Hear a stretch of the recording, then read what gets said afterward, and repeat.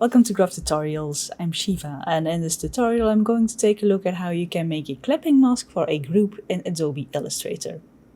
So I have an image and I have my item I want to use as a clipping mask. But for this tutorial we're going to make this into a group, so Ctrl-Command-G, because we're going to see how you can make a clipping mask for a group. So with your group, make sure that the item you want to use as a clipping mask is on top of everything else. So here you can see in my group, my polygon is on top of my file, my picture I want to clip with my polygon. Now, say you select this and you want to right click, make a clipping mask, you don't have the option. You select it, you go to Object, Clipping Mask, Make. You can't make a clipping mask because the top selected object must be a path, a compound path, shape, a text object, or something like that. Then you get the error message. But if you have a group and you have your polygon on top of something you want to mask, you can make a clipping mask inside of a group. You just select your group name, so don't select like this, do not select a certain item, don't select everything at once, just click on the group name.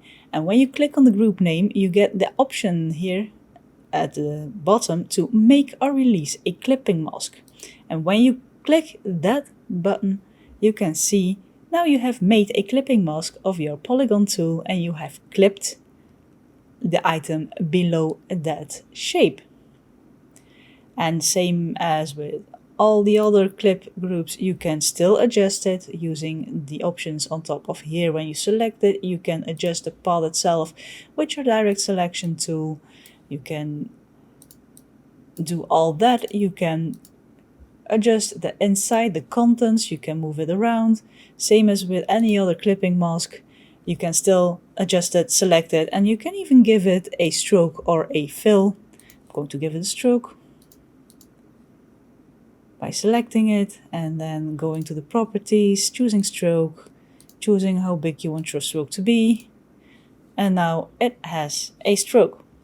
So if you have a group and inside of that group you want to clip something without ungrouping the group, you just select the name of the group and then you get the option to make a clipping mask in the bottom of your window here. You can also release it via here.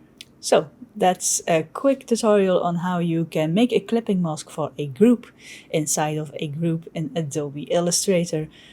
If you like this video, be sure to press the like button and let me know in the comments below. If you want to see more, also be sure to press that subscribe button with the little bell icon. But for now, stay creative and I hope to see you in the next one.